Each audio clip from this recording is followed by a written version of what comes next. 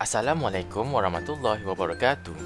My name is Fauzan Aziz bin Rustam, and for my ELC informative speech, I will be delivering the topic of violent video games and whether they are good or bad. So, what exactly constitutes as a video game to be violent? Well, the definition of it ranges quite a bit. However, the primary definition I will be using is any video game which includes depiction of or simulations of human on human violence in which the player kills or otherwise causes serious physical harm to another human. There are various other interpretations as well as definitions as to what constitutes a video game as violent, but for the sake of mental conception and to keep things concise and digestible, just understand that this is the largely accepted consensus on what violent video games define as. The nature of violent video games has been in the wake of debate and controversy for over a decade. Arguments have risen from both sides of the aisle. One side claims that it can psychologically harm the youth, as well as the fear that they may mimic these violent acts in real life, and the other side claiming the game developers should be free to express themselves through their creation, and that it can cost the lives of many people behind them should they are ever restrict this.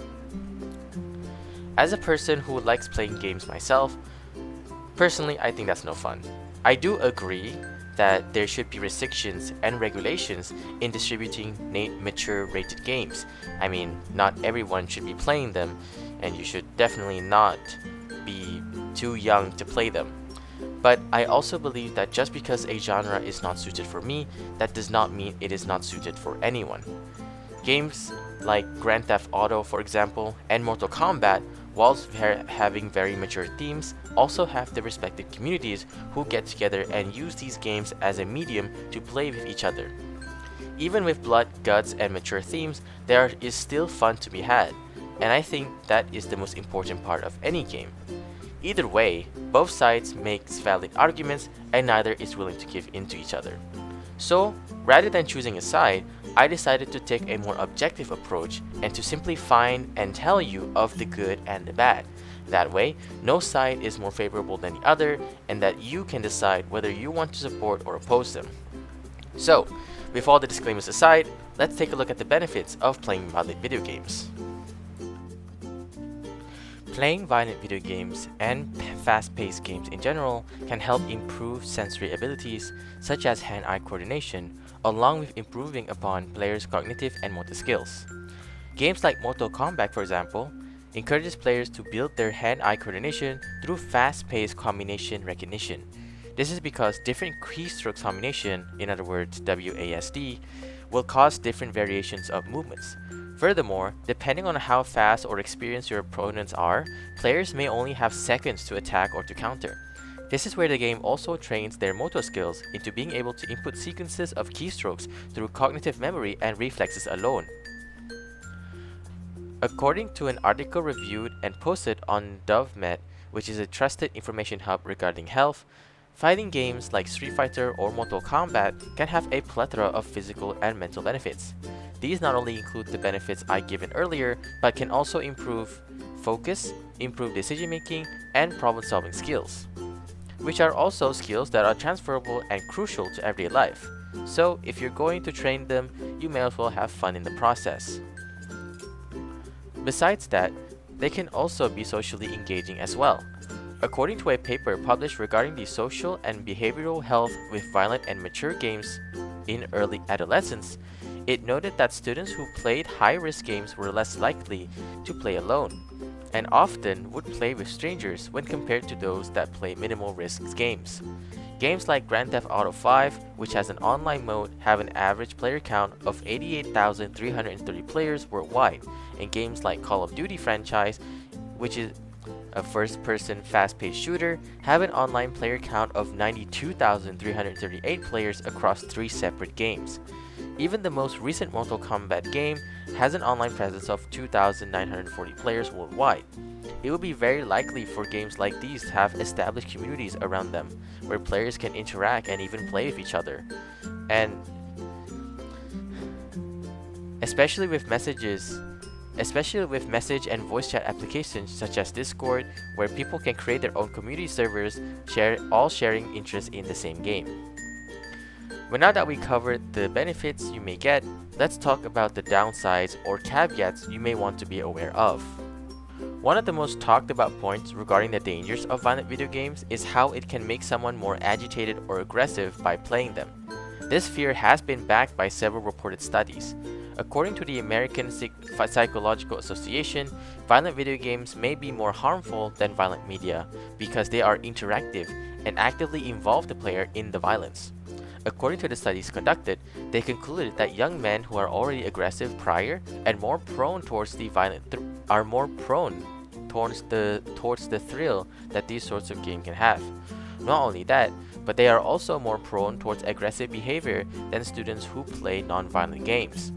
The researchers explained that these kinds of games can provide a forum for learning and practicing aggressive solutions towards a given conflict.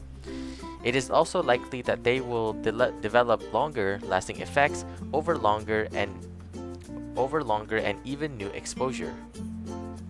Another point argued is the risk of desensitizing someone to violent acts or crimes.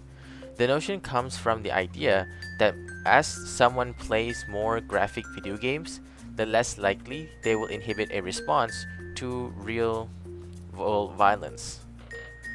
Brad Bushman, a researcher from the University of Michigan, conducted a study to better understand the link between exposure to violent video games and reactions to violent images. This would be done through monitoring their P300 waves via an EEG, or essentially brain waves that they can monitor using a electrode cap. They essentially just put them on their heads and it would record their brain waves to see if they react any differently to the media to be given.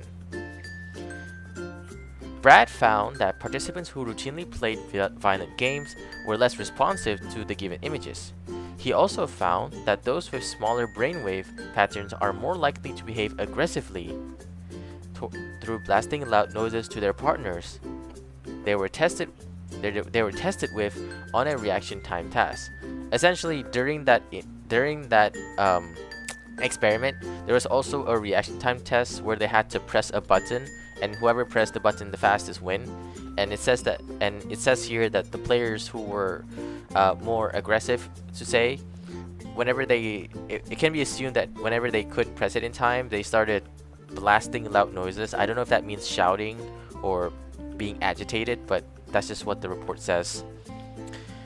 In the end, the article concluded that chronic exposure could lead to lasting effects on the brain function and behavior. So, where does that leave us?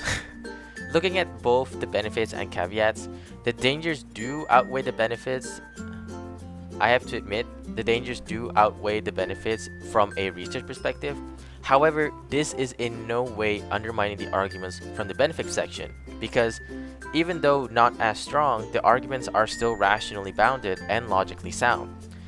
If anything, especially in the case about the social interaction, it helps shed light into the misconception that these people who like playing video games like to be isolated, when after we just saw, it's pretty much the opposite. They essentially seek people to play these games with, right? But in the end, both benefits and dangers are valid for their own cause. So, if you haven't realized it yet, this topic is extremely complex. Both sides have their merits in their evidence, but picking one side would only delegitimizes the other. Personally, I believe the answer lies somewhere in the middle, where games like these should still be given creative freedom. However, it's also important to acknowledge that the blame should not be put solely on the developers. We as a society, we need to explore this topic with an open mind so that we can better fill in the gaps of information and to better understand the position of violent games in our society and how it may affect us in the future. And if there's anything else to take away from this, is that I hope you can learn a thing or two from this speech. And above all else, I just want to say thank you for watching, and until we meet again, Assalamualaikum warahmatullahi wabarakatuh.